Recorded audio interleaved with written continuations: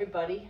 It's July 4th, 2023, and Ty and I are traveling across country in our RV and had the wonderful opportunity of visiting our good friends in Las Vegas, Nevada. We're outside. Today it's going to be 111 degrees. I like that number, 111. I don't care for the heat. I'd like you to meet my dear friend, Jill Chambers. Hello, everyone. And outside in the room is her husband, Michael Peterson. Tell everybody real quick the short story about Michael. Oh, Michael Peterson. So he's actually a country music star from Nashville. Just a wonderful husband. His music is absolutely fantastic, and I'm just privileged to be his wife. Yeah, so here we're in Jill's study, her office, and we're surrounded by her Army memorabilia because Jill is a retired Army colonel, a full bird colonel, which outranked me when I was in the Navy as a Navy commander. And if you could see the rest of the house, it's filled with pictures of Michael's platinum albums and their memorabilia and his guitar. So it's like being in a museum of the Army and Nashville music. It's just fabulous to be here. And my husband Ty is out there, and our puppies are here.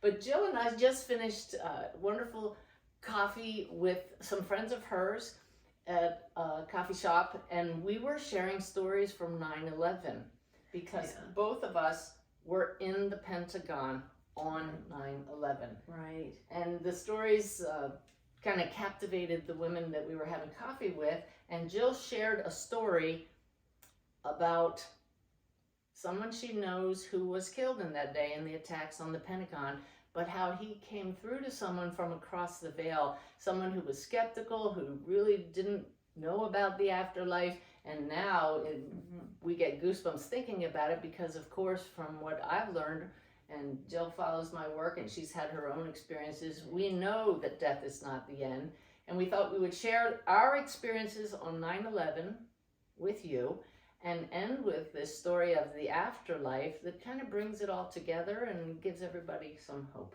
Perfect. I love that. We did have a good time today. So what was your job at the Pentagon? I know the answer, but it's for your sake. Oh, yeah. What was your job at the Pentagon around the time of 9/11? I was the military secretary to the chairman of the Joint Chiefs of Staff. So military secretary is not like we say the term secretary now, an administrative assistant. What is an Army military secretary? Oh, yeah. So we were actually responsible for about the 300 people who actually worked directly for the chairman. So we were in charge of all their personnel issues, their finance issues, anything that had to do with taking care of them so that they could do their job, we were responsible for, to include safety and security. Right. So when we talk about the chairman, we're talking about the chairman of the Joint Chiefs of Staff, the head of the entire United States Armed Forces.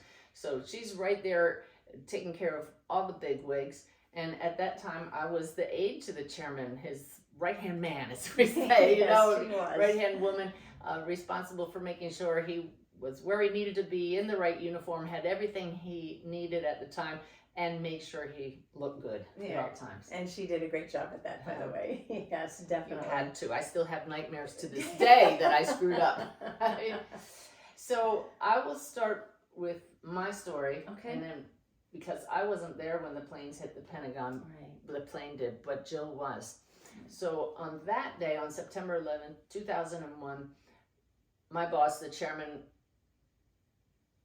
was supposed to be knighted by Queen Elizabeth later that week. Never got to do it with him. He was knighted by the Queen, but it was after he retired because of what happened on 9/11. We took off that day from Andrews Air Force Base, and we were 3 hours out over the Atlantic when we got word that a small plane had hit the World Trade Center. And of course, we all know it wasn't a small plane.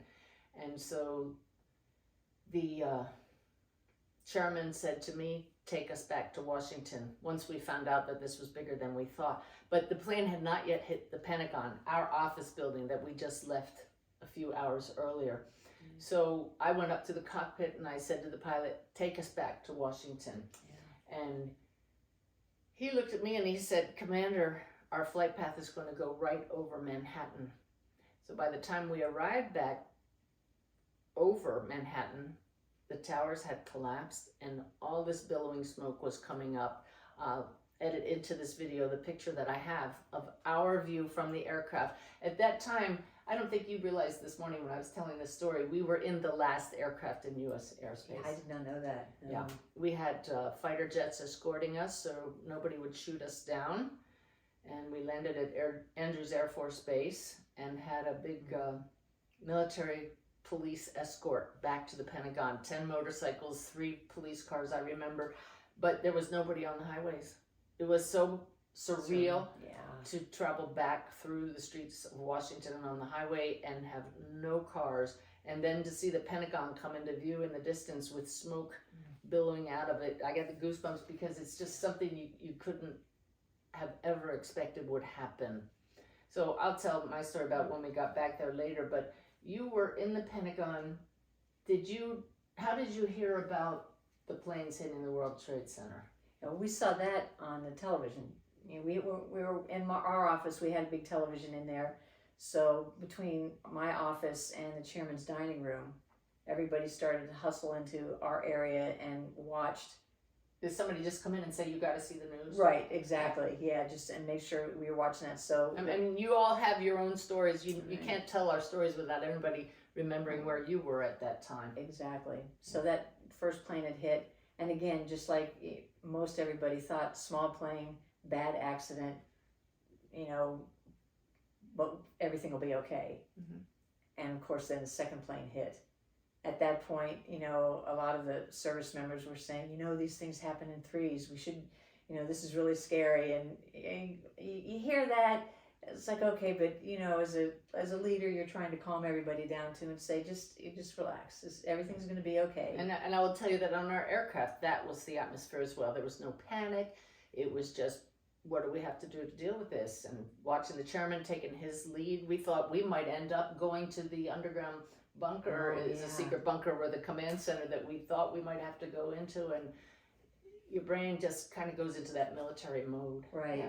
And try to keep as calm as you can be.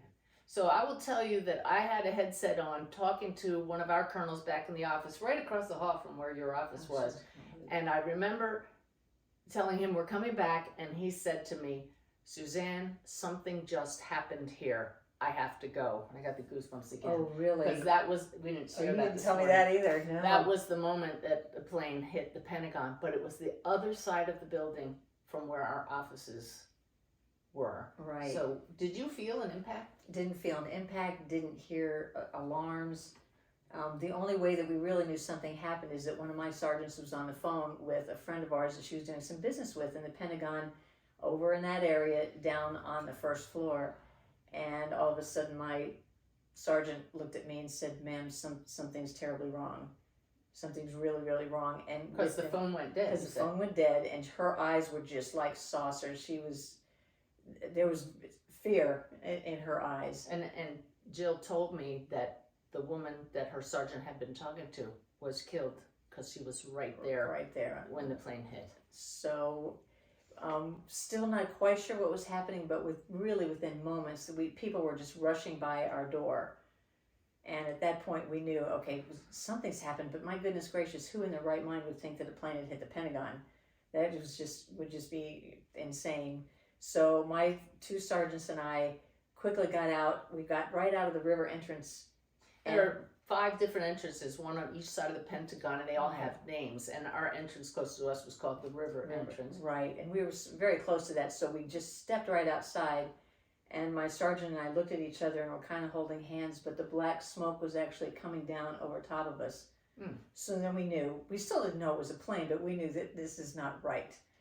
So, it's interesting with our military training, we went right into action. My Sergeant Brown, at that point, who was really in charge of all the security and the safety of the individuals, went right into action. The 3 of us continued to go back inside, and we had accountability of everybody who worked in that area for the chairman, which is a little over 300 people. We started getting them out that river entrance, across the street, over to the river, actually. And did accountability. But every time we went back in there, it was a weird kind of chaos. It was a quiet chaos, actually. People weren't no screaming. No, which is really odd. It was just, we're moving people out. Some people were really just so frozen with fear that we really kind of pushed them out. And we were able to get everybody out of the building on our side, everybody we needed to get out, and we were able to account for everybody. So we arrived back at the Pentagon, and the first thing the chairman did was go into his office. I stood outside the closed door, and his secretary looked at me and she said, the towers are down. We didn't realize that the towers had collapsed, and your brain just couldn't conceptualize that. How does that happen? And the chairman's main terrorism expert went in to brief him on what they thought had happened. Minutes later, they came out and the general said, we're going to go look at the impact site. So by this time, the Pentagon has been evacuated. Right. The halls are empty. And the chairman's civilian bodyguard, I just remembered his name, I'll tell you later. I couldn't remember it earlier. Was right behind the chairman, and we're going in towards the center courtyard of the Pentagon, from which you could get anywhere. And we're walking through darkened halls, and I'm holding on to his belt loop from behind just to be able to see. And the halls are filled with smoke, and I just kept thinking, why are we doing this? This is not really wise. And we got into the center courtyard, and Jill, I told you this earlier, I saw Army soldiers laying out empty body bags that they thought they might have to fill. And I just thought, I'm not ready to start seeing bodies. As we went in behind the impact site, and luckily this bodyguard said, maybe we should go from the outside, go look at the outside. I thought, good answer. Yeah. So we went back out the hallway and stepped out inside into this beautiful blue sky, white clouds. It's sunny day. It just didn't compute with this catastrophe that that was unfolding here. So we went outside, and I stepped over jet engine pieces on the grass. And I remember years later somebody saying to me, did that really happen? Was that a conspiracy? That never really happened, right? And of course it was real. Yes. And to step over that and then round the corner, look up, and there's this gaping hole. I just looked up, Jill, and on the wall is a picture of the Pentagon. Yeah, how about that? Yeah, signed by all of your staff members, your colleagues when you retired. Right. But at that point is this gaping hole, and all I could think of was, what about the people that were sitting at their desks right there? Yeah. And I found out from you this morning, her specialty is an Adjutant General Corps. Adjutant General Corps, the personnel. And that area that had been hit was what? Well, it was the direct impact of where General Maude and the entire corps of our Adjutant General folks work. That was their office place. All the people that were her specialty, and you knew. Oh, I knew dozens and dozens of those people there. I grew up with them. Who had been killed. Yeah. Ooh. So that was the point that really started me asking the deep questions. Why are some people in the wrong place at the wrong time? And what was your life like at the Pentagon right after that? I know we were there together then after that. But... Right. Well, it was, like you said, it was surreal for weeks. It was so quiet, you could hear a pin drop so often. And then that jet fuel smell that would just stick on your uniform. And of course, it's in your skin. But we're in the military, we move on. There was many, many things to do. All of a sudden, there's press conferences, Secretary Rumsfeld and the chairman, they're all, and the president, and, everybody's meeting at the Pentagon very regularly. Secretary of Defense Rumsfeld was, of course, the secretary at that time. And I remember on that day, we heard, okay, the chairman of the Joint Chiefs and the secretary are going to address the nation. So I had to get the chairman, this is just hours after the impact, to the meeting room where that oval is on the wall behind them, and you see, the Pentagon.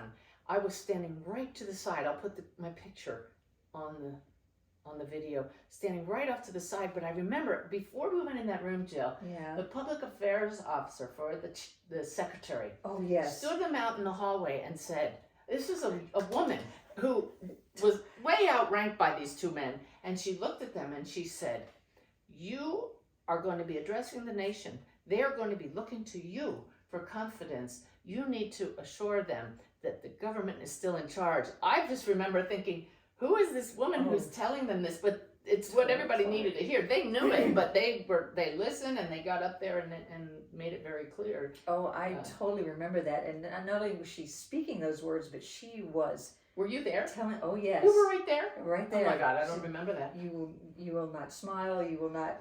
Just like I love that I have a witness yes. that I'm remembering this correctly. I was there. It was Tori Clark, who was amazing. Yeah. And she just kept her cool and kept everybody squared away. It was exactly what was needed at that exact time. Yeah. And she did great. And I remember thinking, okay, she's got this, and yeah. everybody knows their roles. Yeah. And she was right, and the leadership did have everything under control. Oh, they did. They did. It was just another really surreal moment. And then the next day, the announcement had gone out: only essential people come to work. And when I was growing up in school, when they'd say that, it's like, yeah, I'm not essential, I get a school day, but we were essential people. Yeah, we were. And to go back to the Pentagon, which was deserted, and just a handful of people, those that supported the chairman of the Joint Chiefs, and the other services, I'm sure, had their pockets of people that showed up. No cars in the parking lot. But the thing that got me was the chairman went into a meeting, so I had a few brief moments to myself, and I wandered through the empty halls to the center courtyard, and I could see firemen across the courtyard still trying to put the fire out. Because people don't realize that the fire burned for 3 days. They couldn't put it out for 3 days. So here we are working in our office building as it's still on fire. Yeah. And then the thing that got me was watching the soldiers assigned to come and look for bodies. Yeah. And you just couldn't get away from it. And for months afterwards, they put up memorials to the people who were killed that day with their pictures and their stories. And people think, military people are somehow different. Yeah. I mean, we learned to be tough and to suck it up, as we say in the Navy, but we were people. Yeah. And you lost friends. And I use the word lost, knowing now that you don't die forever. We're eternal souls. But at that time, I didn't know any other way. No, of course, and I didn't either. Yeah. Thank goodness for you. Now. Yes, exactly. But then you look at these pictures of people who had families and friends, and they were your friends, and there are their faces on those boards, and they're all gone all at once. My point of doing this video today is, at the time, I had no coping skills at all. No. I had no religion to fall back on, so I just internalized all of it, and I just looked at my husband and I said, it's time to retire. We need to go live our dream. And I put in my retirement papers, but I wasn't eligible for 2 years to retire. So for 2 more years, I worked in the Pentagon. They issued us gas masks at our desk. So tell me what it was like for you in your interior world and in your exterior world, working in that environment. Well, it's like you said, we went back to work the very next day. Yeah. And you just... in the Army, we suck it up too. You just suck it up and Is that the phrase you guys use? Oh, yes. Same thing. I didn't know if it was a Navy thing. We're now, working 24/7, so everybody's on shift work. I ended up going into the director of the Joint Chiefs of Staff's office and supplementing, so we could rotate, and everybody was there. So it was just, it was people were so quiet. They'd opened up a chapel. And at that point, I'm thinking, I suppose that's doing some people some good, but I don't have time. Huh. Okay. So you had no coping skills either? I had zero coping skills. I just suck it up. And as we talked about earlier today, here starts those nightmares. Just burning aircraft, just chasing me. I mean, I can still picture it in my mind what those dreams look like. So it was very vivid. I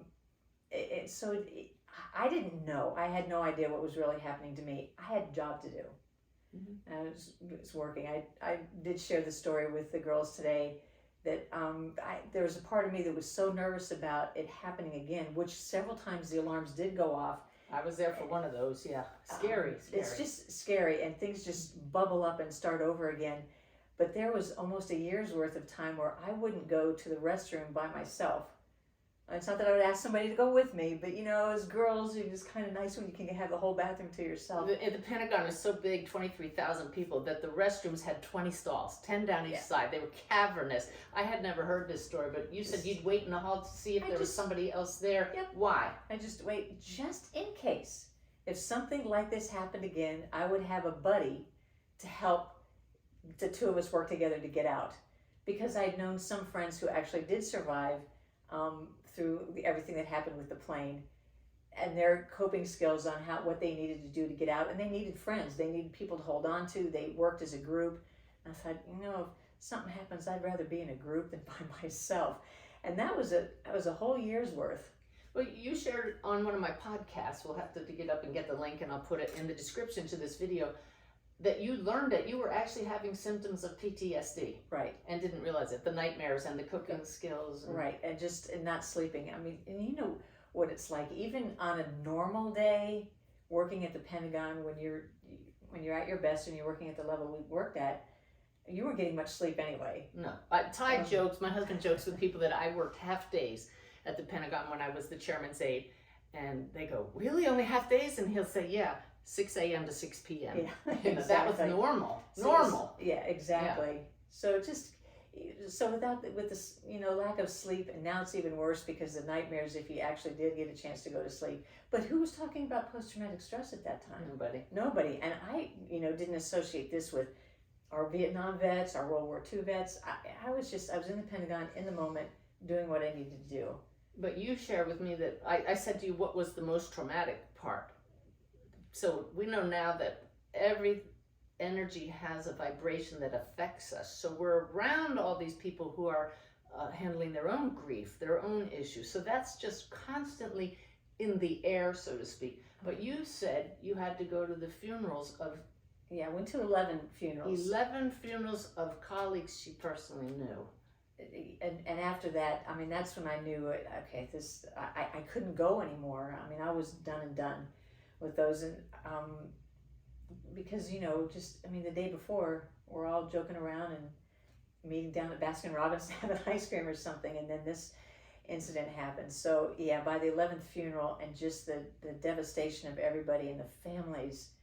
That was the thing. I was asked to be an escort officer for some families at a memorial service, mm-hmm. and I said I can't do it because at the time I thought death was the end, and I didn't know how to handle other people's grief, and I just knew I was an escort on one of the buses. Oh, were you really? And so you have a bus full of families who are just in shock on their way to a memorial service, and I said I can't do this anymore. Now today I know differently. And I would have been able to reassure people who were open to hearing about the afterlife, about the fact that we will all see our loved ones again. I would have known then, if I had known that we are souls, that we can shift to the soul's perspective and find that which connects us all in those moments of humanity where our souls just are there to comfort us and say, you're all still connected whether or not you're still in a body. That would have made such a difference. Oh, it would have made a huge difference. And now just, again,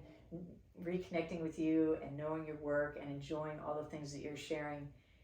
My husband has had so many friends in the past year pass away, transition. And you're sad. You can't physically be with them anymore. But even with my husband now, because we can happily talk about these things, he knows they're still around, and lo and behold, they're inspiring him on a daily basis. That's so cool. Yeah, he was talking about writing song lyrics. He's getting downloads, being inspired, and he knows it's from musicians who have passed. Right. I'm so happy I know this now, but again, it would have been really helpful back then. Oh yeah. You mentioned to me, and I didn't know it, that right here, Jill has framed one of the daily messages I get from my guide, Sanaya. So, see, we never would have talked about these things when we were both in uniform. We were the same rank then. Right. I was a commander, you were a lieutenant colonel. She got promoted to colonel after I retired. But, in fact, you were the MC at my retirement ceremony. I'll have to show that picture if I can find it. But I think we would have enjoyed talking about it, but we didn't know to talk about it. No. It was just the job and being friends and venting with each other because we could. You can't vent to your enlisted people. You can't vent to your colleagues in the immediate office. So we would just share normal stuff with each other. But I don't remember talking about 9/11 with you. Isn't that strange? You were so busy. Yeah, I guess. Doing, you were just, and again, we were, I don't know, maybe 40, 50 feet away at points. But, you're focused. We were so in our lane. to make sure that our bosses were okay and things are moving along and just getting people through this. I remember, we didn't share this story this morning, but if you want another story about, it was within a week of the attack on the Pentagon. President Bush came to the Pentagon for a meeting with General Shelton and Secretary Rumsfeld. And usually everybody has to clear the halls and go in their offices. But as the aide, I was allowed to stay in the hallway. And they allowed a few soldiers and airmen and sailors to come out and form a little cordon to greet the president when he came in to go to the meeting. And I just stepped in line. I'd met the president several times in my position as aide. And here came the president, but as he's walking up, some woman somehow got through the blockade, and I didn't recognize her. And I said, "You want to meet the president? He's about to come through here. Come stand with me." Oh. And she was very quiet, and as he's approaching, she told me a story.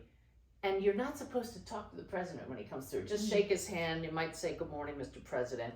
Well, he came up, and I stopped and I said, "Sir, you need to hear this woman's story," which is breaking protocol because you're not supposed to stop the president. Right. But she told him that she had been in her office the morning of September 11th, but was called to a meeting across the street.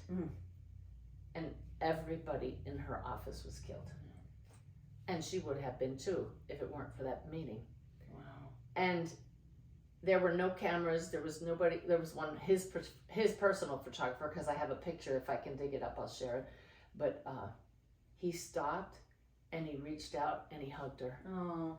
And it was just a genuine, heartfelt moment. And I thought, yeah, this is what it's all about. The connection. Oh, right oh, there. I'm glad he did that. But for her to be in that spot, how did she get through the security guards? And because it was meant to be. Meant to be. Absolutely. Exactly. But I promised y'all that we would talk about a story of the afterlife. Why don't you back up and tell that Colonel's story of his experience on 9/11? Okay, with Colonel. So the morning that the plane hit, one of my former bosses, Colonel McNair, who's the XO to General Maude. That means executive officer, his assistant. Right, and General Maude was then he was the G1, which means he's in charge of all the AG kind of people like myself. So he's the head man, 3-star general. 3 stars mean you literally wear 3 stars on your shoulder boards. My general was a 4-star, 4 stars on the shoulder board. It's impressive when you see 1 star. Yeah, it is. It definitely gets your attention. So this is the head of the Adjutant General Corps, which was Jill's specialty. Right. They were all working in that section that had been hit. Right, that very brand new section that had been hit.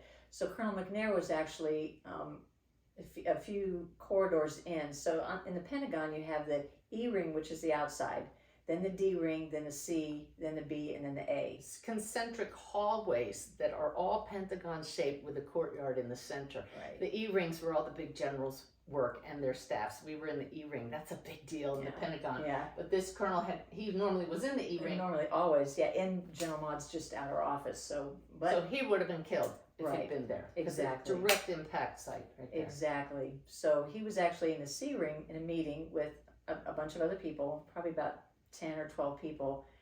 At that moment that the plane hit, Colonel McNair shares the story that the plane, where they were sitting as the plane went under into the Pentagon, the floor opened up. It was just that hot. The floor opened up and they could see the plane. They could see the people in the plane. That's one of those does not compute moments. Right. How does your brain make sense of that? It's like something you'd see on Mission Impossible or something. I don't know, just storytelling. But what they ended up doing, and I was sharing with Suzanne and the girls this morning, is that they were doing hand to ankle as they were crawling on the floor so they could, the smoke was amazing. They were very worried that the floor was going to open up any further, so they were able to get around and get past that. Crawling like a human chain. Right, just crawling and crawling. Now, you can imagine water pipes have broken now, so they're soaking wet. I didn't mention that either because he shared with that.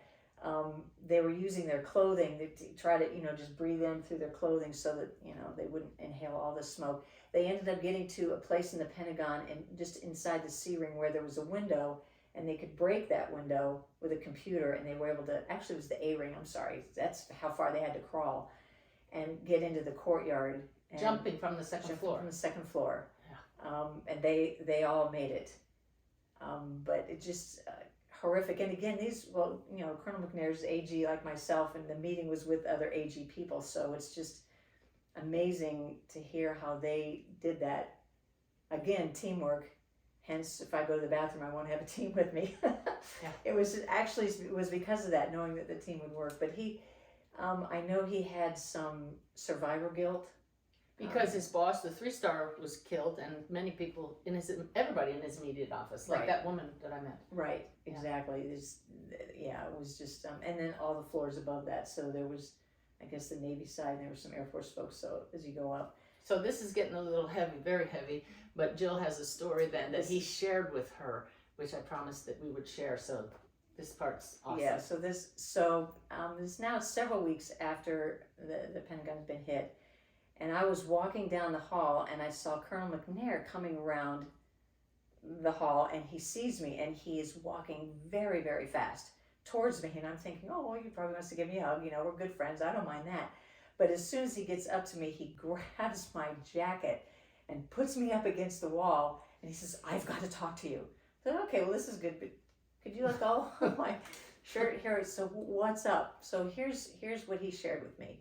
He and his wife were actually out the weekend before, walking in a strip mall, just, trying to enjoy the day to get past some of this horrific incident.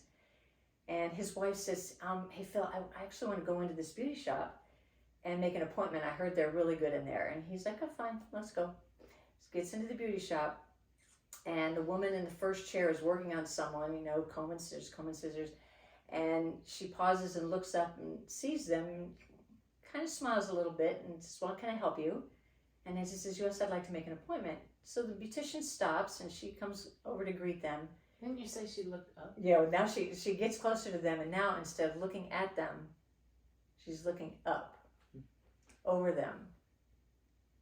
And she said, I'm happy to make an appointment for you, but please don't think I'm crazy. I'm just a normal person. We all are. We can all see these things.